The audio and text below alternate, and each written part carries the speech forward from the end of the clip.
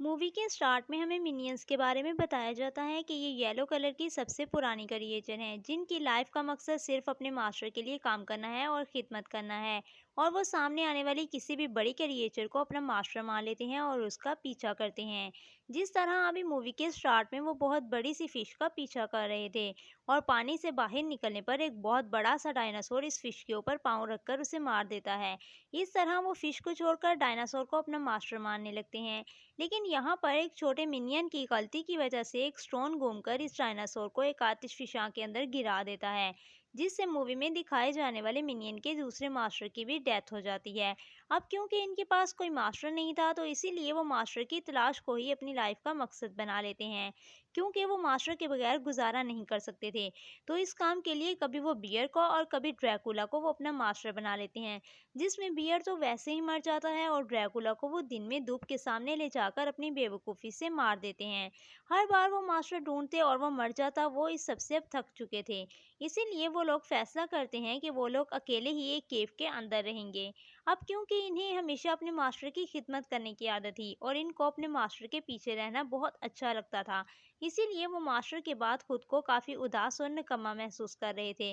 अपने minion group की हालत देखते हुए अब तीन मिनियन ये फैसला करते हैं कि वो बाहर की दुनिया में जाएंगे और वहां से अपने ग्रुप के लिए एक नया मास्टर ढूंढ कर ले आएंगे।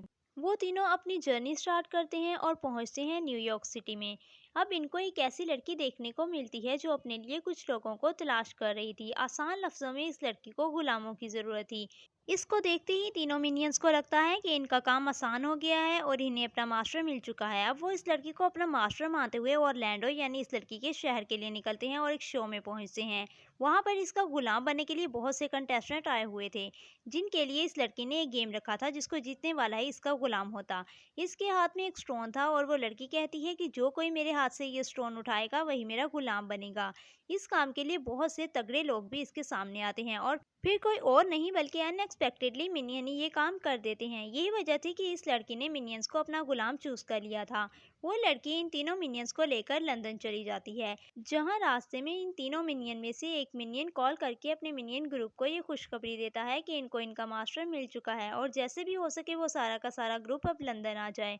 अब यहीं पर वो लड़की जिसने मिनियन को हाय किया था वो मिनियन को बताती है कि मेरे पास दुनिया की सारी दौलत मौजूद है, लेकिन वो कहती है कि इसके बावजूद मैं सेटिस्फाइड नहीं हूँ, क्योंकि मेरा एक ख्वाब अभी तक अधूरा है, जो कि ये है कि मैं लंदन की शहजादी बनूं, जिसके लिए मुझे क्वीन एलिज़ाबेथ का ताज चाहिए। अब मिनियन को जो काम करना था वो तो आप जान ही गए होंगे। इन्हें क्वीन एलिज़ाबेथ का ताज इस लड़की के लिए चुरा कर लाना था।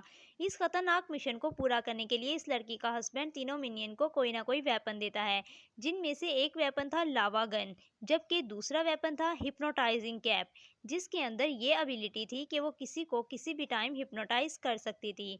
और तीसरे मिनियन को इसने कुछ ऐसे स्पिन दिए थे जिनको वो अपने हैंड्स और फुट पर अटैच कर सकता था। और ये सब चीज़ें इनको देने का मकसद ये था कि वो किसी ना किसी तरह इन चीज़ों का इस्तेमाल करके क्राउन चुरा कर वापस आ सकें। यहाँ से इनका मिशन शुरू हो चुका था। वो लंदन टावर के सामने जाकर वहाँ के गार्ड्स को अपनी हिप्नोटाइजिंग कैप से हिप्नोटाइज करते हुए अंदर पहुँच जाते हैं। और अब वो क्राउन को चुराकर वहाँ से बाहर निकल रहे होते हैं कि वहाँ पर लोगों को खबर हो जाती है। वो सारी पुलिस इनके पीछे इनको पकड़ने के लिए लग जाती है। अब ज़ाहिर सी बात थी कि वो अपने आप को पकड़वाना नहीं चाहते थे, इसीलिए वो तीनों वहाँ से भाग रहे थे और भागते हुए अपने आप को बचाने के लिए इन तीनों मिनियन में से एक मिनियन जिसका नाम बॉब है, वो एक स्टोन के ऊपर चढ़कर वहाँ पर मौजूद तलवार को वहाँ से बाहर निकाल लेता है, ताकि वो इस तलवार को अपने डिफेंस के लिए यूज़ कर सके। लेकिन वो इस बात को नहीं जानता था कि इस स्वॉर्ड को बाहर निकालने से वो यहाँ का किंग बन सकता है। इस स्वॉर्ड को बाहर निकालने से मानो जैसे वहाँ की कोई रस्म पूरी हो चुकी थी, जिसकी वजह से वो मिनियन बॉब जिसके हाथ में अब वो तलवार थी वो वहाँ का किंग बन चुका था।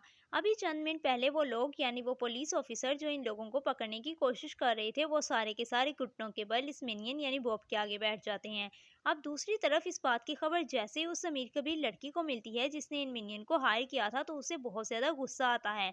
उसे लगता है कि बॉब अब किंग बन चुका है और जो ताजपोशी इसकी होनी थी वो बॉब की हो रही है। उसे लग रहा था कि बॉब ने उसका सपना चुरा लिया है। फिर वो बगैर सोचे समझे मिनियन से इस बात का बदला लेने के लिए इनके पास पहुंच जाती है। अब इनके पास पहुंचने पर उस लड़की को पता चलता है कि मिनियन का तो ऐसा कोई इरादा ही नहीं था। इवन कि मिनियन उसे अपना क्राउन और अपनी स्वॉर्ड देने को भी तैयार थे। और क्राउन लेने के बाद वो अमीर लड़की बजाय इसके कि मिनियन का शुक्रिया अदा करती, वो इनको डिच करके एक कैद खाने में बंद करवा देती है। पर मिनियन छोटे होने के साथ साथ बहुत ज़्यादा चालाक भी थे। फिर वो किसी ना किसी तरह बाहर निकलने का रास्ता ढूंढते हुए वहां तक पहुंचते हैं जहां उस नई क्वीन यानी इस लड़की की ताजपोशी हो रही थी, और वहां वो गिरते हैं छत पर लगे एक फानूस के ऊपर। ये फानूस ठीक उसी लड़की के ऊपर लगा हुआ था और वो मिनियन के गिरने की वजह से वो फानूस लड़की के ऊपर गिर जाता है और उससे बहुत गुस्सा आता है। वो तीनों मिनियन को अरेस्ट करने का हुक्म दे देती है। वो तीनों वहां से भागने की कोशिश करते हैं पर दो अरेस्ट हो जाते हैं और तीसरा मिनियन किसी न किसी तरह उस लड़की की लैब में पहुंच जाता है जहां से पहले उन्होंने वेपन हासिल किए थे। वहां जाने पर वो एक मशीन के अंदर जाता है और वहां ऊटपटांग बटन दबाने पर वहां एक बहुत बड़ा ब्लास्ट हो जाता है। इस ब्लास्ट का रिजल्ट कुछ यूं निकलता है कि मिनियन जो कि बहुत छोटा था वो इतना बड़ा हो चुका था कि वो टावर ऑफ लंदन से भी बड़ा हो गया था।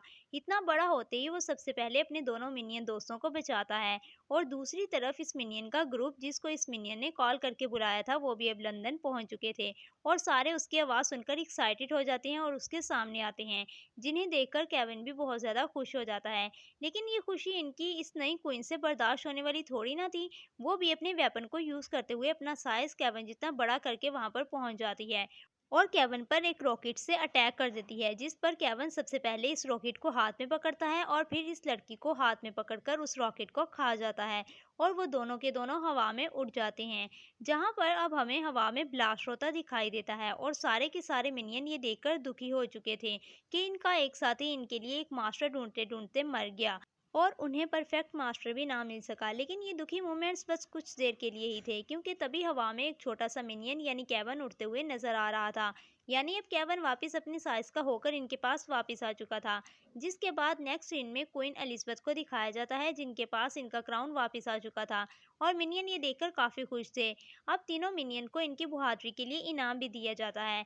लेकिन इसी क्राउड में हमें वो कपल भी नजर आता है जो क्वीन एलिजाबेथ का क्राउन लेना चाहता था, और इससे पहले कि वो कामयाब हो पाते वहां पे एक छोटा लड़का अपनी फ्रीजिंग गन से इन्हें फ्रीज कर देता है और अपनी बाइक का एक बटन दबा के इसको रॉकेट में चेंज करते हुए बहादुरी से आगे निकल जाता है, जिसकी बहादुरी को देखते हुए अब मिनियन को उनका परफेक्ट मास्टर मिल चुका था। अब सारे के सारे मिनियन उस लड़के के पीछे भागते हैं और यहीं पर ये मूवी एंड हो जाती है।